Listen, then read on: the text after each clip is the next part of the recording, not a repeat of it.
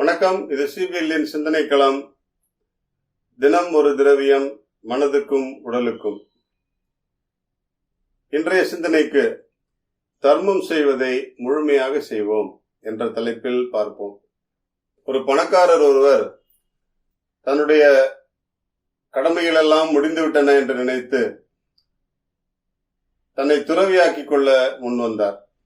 தன்னுடைய சொத்துக்கள் எல்லாற்றையும் விற்று ஏழைகளுக்கு பகிர்ந்து கொடுத்து விட்டு தான் கட்டியிருந்த ஒரே ஒரு வேட்டியை மட்டும் அணிந்து கொண்டு அவர் தவம் செய்வதற்காக காட்டுக்கு செல்கிறார்.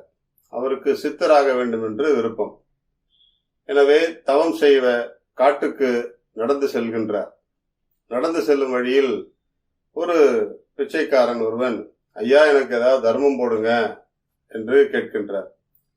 இவர் தன்னிடம் எதுவுமே இல்லை என்பதை உணர்ந்தவராக தன்னையே மேலிருந்து கீழ் வரைக்கும் பார்த்து கொள்கிறார். அவர் கட்டியிருந்த வேட்டி 8 முழம் வேட்டி, எனக்கு அதற்கு 4 முழம் போதுமே என்று 4 முழத்தை வெட்டி அந்த பிச்சைக்காரனிடம் கொடுத்து விட்டு போய்விடுகிறார். அந்த 4 முழம் வேட்டியை பெற்றுக்கொண்ட பிச்சைக்காரன், அதை வைத்து நான் என்ன செய்ய போகிறேன், இதை விற்று காசாக்கலாம் என்று அதை கொண்டு போய் துணிக்கடையில் விற்பதற்கு நிற்கிறான். அதை பார்த்த வியாபாரி, இது தங்க ஜரிகை போட்ட வேட்டி, பாதிதான் இருக்கிறது, மீதி எங்கே என்று கேட்கின்றான். உடனடியாக அவன், எனக்கு கிடைத்தது பாதிதான், அதை உரியவர் எடுத்து சென்றுட்டார் அப்படின்னு சொல்றார். நீ அந்த பாதியையும் கொண்டு வந்தால் இதற்கு 1000 ரூபாய், முழுவதுமாக கொண்டு வந்தால் 3000 ரூபாய் தருகிறேன் என்று சொல்லிவிடுகிறான் துணி கடைக்காரன். இவனுக்கு ஆசை அதிகமாக நேரே அந்த பணக்காரர் சென்ற வழியிலேயே போறான். போனா அவர் காட்டுல ஒத்தை காலில் தவம் செய்துட்டு இருக்கிறார். தவம் செஞ்சுக்கிட்டே இருந்திருக்க பொழுது இந்த பிச்சைக்காரன் போறான். அவரை கூப்பிடலாமான்னு பாக்குறான். அவர் சாமி கும்பிட்டு இருக்காரு, எப்படி கூப்பிடுறது அப்படின்னு சொல்லிட்டு பின்னாடியே நிக்கிறான். அவரும் முடிப்பார்னு பார்த்தா முடிக்கல. சரி, அவர் சாமி கும்பிட்டுட்டே இருக்கட்டும், நம்ம வேலையை செய்யலாம் அப்படின்னு சொல்லிட்டு நேரா போனா அவர் இடுப்புல கட்டியிருந்த வேட்டியை உருவிட்டு ஓடிட்டான். தவமெல்லாம் கலைஞ்சு பார்த்திருக்காரு, தன்னுடைய இடுப்புல வேட்டி இல்லை. அப்ப பக்கத்துல தவம் இருந்த ஒரு சித்தர் அவர்கிட்ட சொன்னார், ஒருத்தன் உங்க வேட்டியை பறிச்சுட்டு ஓடிட்டான் அப்படின்ட்டு. நான் கேட்டேன், ஏன்பா அந்த வேட்டியை பறிச்சுட்டு போறேன்னு கேட்டேன்.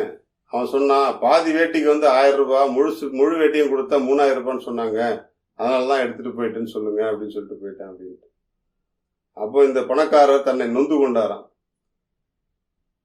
நான் கொடுப்பதை முழுமையாக கொடுத்திருந்தால் ஒரு திருடனை உருவாக்கி இருக்க வேண்டாமே, இப்போது ஒரு திருடனை உருவாக்கி விட்டேனே, இந்த பாவத்தை நான் எங்க கொண்டு போய் தொலைக்க போகிறேன் என்று தன்னை மீண்டும் தவத்தில் ஆழ்த்தி கொண்டாராம். நாம் கூட தர்மமாக கொடுக்க வேண்டும் என்றால் முழுமையாக கொடுத்து விட வேண்டும், இல்லை என்றால் கொடுக்க வேண்டாம்.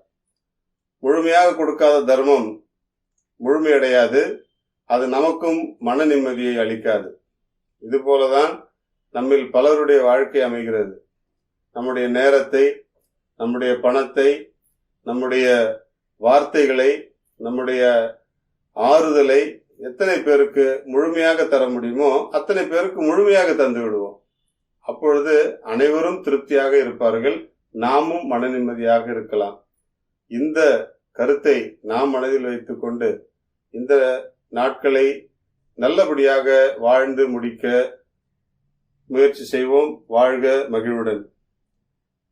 நம்முடைய முகங்களை அழகுபடுத்திக் கொள்வதற்கு பல வகையான விளம்பரங்களை நாம் கண்டு அவற்றில் வருகின்ற பொருட்களை பயன்படுத்தி நம்முடைய முகத்தை எல்லாம் பளபளப்பாக முயற்சி செய்து கொண்டிருக்கிறோம். ஆனால் இயற்கை நமக்கு கொடுத்திருக்கிற மிகப்பெரிய வரப்பிரசாதம் ஒன்று இருக்கிறது, கொய்யாக்காய். தினமும் 2 கொய்யாக்காய் சாப்பிட்டு பாருங்கள், உங்களுடைய முகம் வனப்பாக மாறும், அழகாக மாறும். கொய்யாக்காயில் இருக்கக்கூடிய அவ்வளவு சத்துக்களும் நம்முடைய உடலை பாதுகாக்கும். குறிப்பாக முகத்தின் அழகை அதிகப்படுத்தி கொண்டே இருக்கும், கண்களில் ஒளியை பெருக்கிக் கொண்டே இருக்கும். கொய்யாக்காய் உண்டு நம்முடைய அழகை அதிகப்படுத்திக் கொள்வோம். வாழ்க மகிழ்வுடன்.